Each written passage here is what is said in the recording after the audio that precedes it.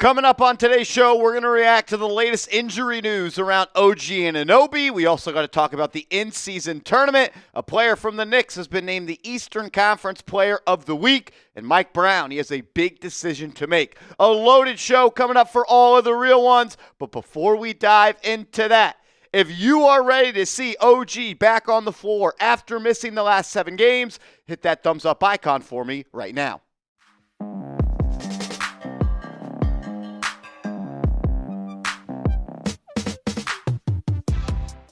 This is New York Knicks Now by Chat Sports. I am your host, Marshall Green. Appreciate everybody for stopping by. Let's jump into it. OG Anunoby. Is he closer to returning? Reports coming out over the last couple of days says there is a target date for his return, and he is ramping up his workload in practice. Ian Begley of SNY putting this out, saying OG Anunoby is doing controlled on-court work and is scrimmaging 3-on-3 per the New York Knicks. Seems like a good sign for the New York Knicks that Anunoby has been cleared to take contact in a 3-on-3 setting. There are levels of contact in these scrimmages. One of the last hurdles is often full contact in 5-on-5 scrimmages. Updated this tweet from an earlier version to clarify the specific level of contact for Anunoby. He also said Mike Brown said Anunoby working on court is a good step in the process. He's been monitored daily by the New York Knicks medical and training staff. As long as everything continues to go well, I'm sure he'll do more and more, and his level of contact will increase. And you know what? I 100% agree with Ian. Shout out to him. Always does a great job. Go support his work. I don't know how soon, though, Anunoby will return. And I don't think the New York Knicks should rush him, and neither does Mike Brown, the head coach, saying we are not going to rush OG back. And I think that's the best card to play in this scenario. Anunoby is someone that, unfortunately, has been pretty injury-prone throughout his NBA career, and hamstrings are extremely tricky. I would rather Anunoby sit out an extra week than he's supposed to make sure he has 100% cleared that hurdle and there's not going to be a setback down the line. Because the last thing we need is Anunoby comes back for a game, 2, maybe 3, and then he retweaks that hammy and he's out for a much longer time period. So take your time with him. The Knicks are all right. They'll be much better, though, when Anunoby gets back. There was a little bit of an internet rumor out there. Shout out to Rob Murrows, who covers the NBA, saying sources, New York Knicks forward OG Anunoby is targeting a return to the lineup on December 7th, a home game against the Orlando Magic. So that would be 6 days from now. The most upcoming Sunday is when Mr. Murrows is expecting that, according to his sources. Against the Orlando Magic, that would be a game that I probably wouldn't want to come back from. They are extremely physical, maybe even dirty to a degree, but they play hard. But the sooner you get out there, the better, but also no need to rush. And with the NBA Cup in-season tournament right after that, I like getting a game's worth of a workload prior to taking on the Toronto Raptors, which we'll talk about. OG has been awesome this year. I thought he was playing his best basketball as a New York Knick prior to that injury, averaging almost 16 points per game, more than 2.5 stocks per game, that's blocks and steals, shooting almost 40% from downtown and nearly 50% from the floor. I thought he was thriving in the Mike Brown system, and as much as I can't wait to see him back on the floor, there's still no need to rush him. The Knicks are able right now to win games without him. Not to say they don't need him. I actually think OG is the second most important player on this roster after Jalen Brunson, but it's December 1st, and there's no need to rush him back as there is still a long way to go in the season. In the 7 games he has missed, the New York Knicks went 5-2, so they're not dying without him. They're actually winning games at an extremely high clip. Mike Brown will have a tough decision to make. He has been a coach that something that I actually have been a fan of and admire is the way that he's been tinkering with the starting lineup. He's thrown different guys out there, and it's almost been matchup dependent, and I kind of like that. And I like that he's got different options to go to. But once OG Anunoby comes back, he is going to be a starter, and Brown will have to make a decision. Who's going to go to the bench? Is it going to be Josh Hart?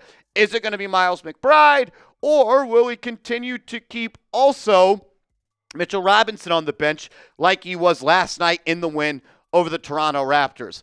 Brown talked about how he kind of faulted himself for not relying on Josh Hart a lot at the beginning of the year. And he said it was something he wasn't smart about.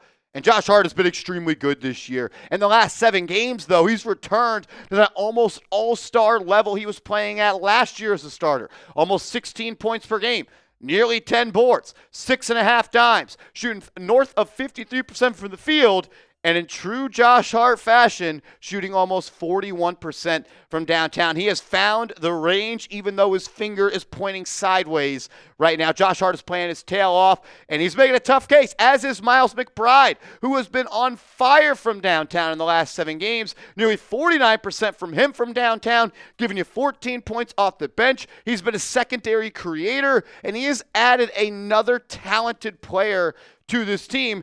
We talked about in the offseason, I thought this was going to be the Deuce breakout year. And ladies and gentlemen, we are in the full swing of the Miles McBride breakout season. Robinson has been great too. I don't want that to be misconstrued.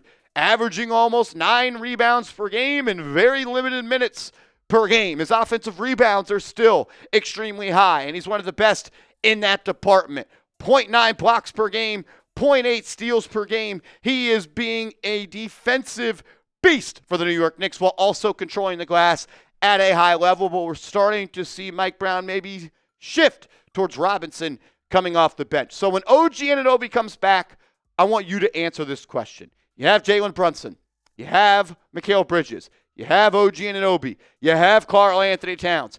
Who should be that 5th starter? I want to hear from you down in the comments section. We're only a few weeks in, and the NBA season is already wild. Stars are going off, rookies are making noise, and the action doesn't stop. DraftKings Sportsbook, an official sports betting partner of the NBA, is where you can get in on all of it. Don't forget, the Emirates NBA Cup is rolling along. Big moments, big matchups, and a whole lot on the line. Don't miss out. Jump in and bet on the action today. New customers, bet just $5 and get $200 if your bet wins, paid in bonus bets.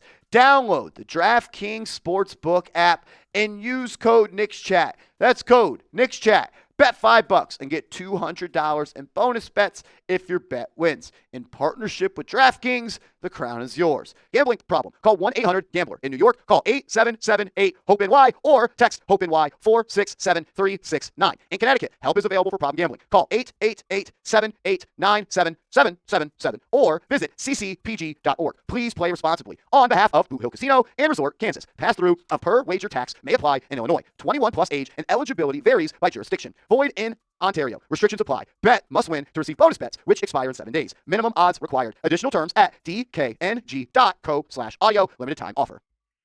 Shout out to DraftKings. We'll actually mention them later on in the show, giving you something that you could place a bet on for the New York Knicks. But when it comes to who should be in the starting lineup, once Anunoby is back along the core 4, I lean towards Miles McBride. I think when you just look at what the Knicks have when it comes to personnel and what I think fits best alongside the core 4, I think Deuce checks most of those boxes. Let's start with this. He is a point of attack defender, and that is something that you are lacking between Bridges, Anunoby, Brunson, and Towns. Bridges can do that, but I think we've all learned through the first 22 games of the season, or whatever it's been so far, that he is a better player on the defensive side of the floor when he is guarding actual wings, and he's allowed to almost be like a safety in football on the basketball floor. He can be that type of guy that can go out and guard a Darius Garland or guard a Donovan Mitchell or a Trae Young, but I think he's best suited to be an off the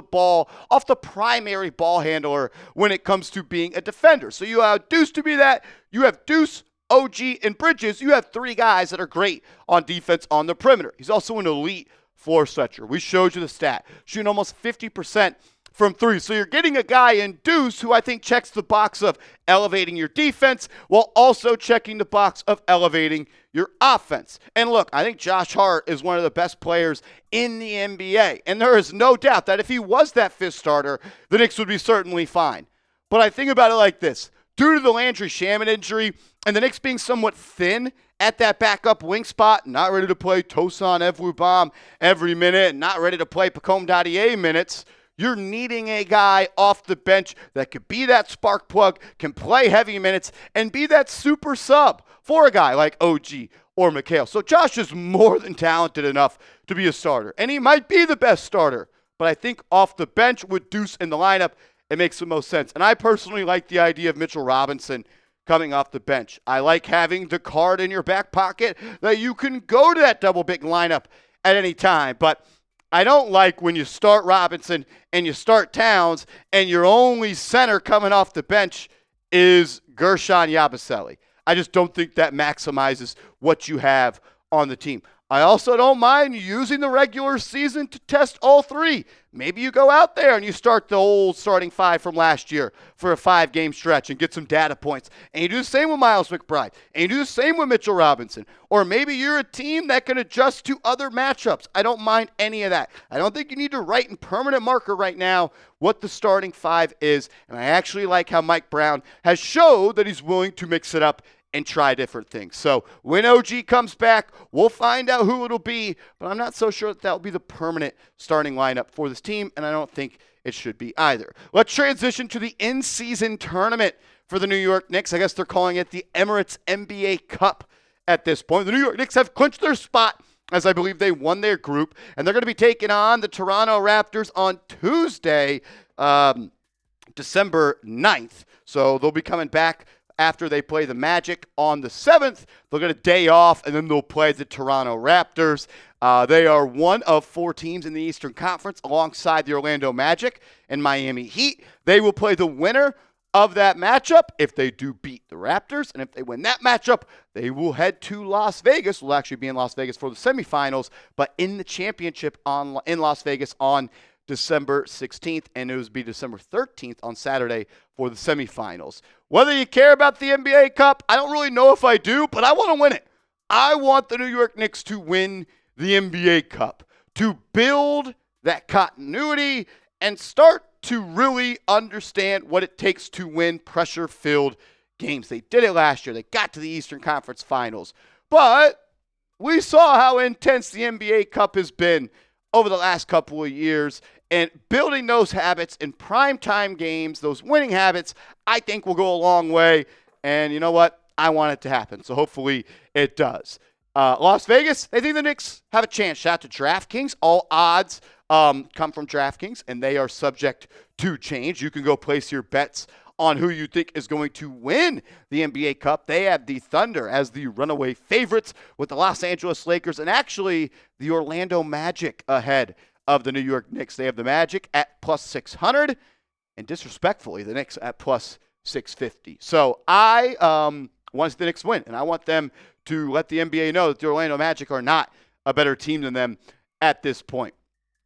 Let's go do it. The Knicks just dominated the Toronto Raptors. I get it last night. The Raptors were coming off a back-to-back, but I'll be pretty upset if the Knicks weren't able to handle them in round 1 of the in-season tournament. Then you get a good litmus test and some prime-time action and a big-time moment and an environment that's going to feel like a playoff game against the Miami Heat or the Orlando Magic, and I'd like to get my lick back against both of those teams. Also, Jalen Brunson, shocker, he's been on fire, and he's been carrying the New York Knicks, and he has actually been named the Eastern Conference Player of the Week, where the New York Knicks went 4-0, and he was averaging a slight 29-piece with almost 5 assists per game. Jalen Brunson, he is that guy, and he did save New York basketball. Show him some love. Type those 11s for me down in the comments section.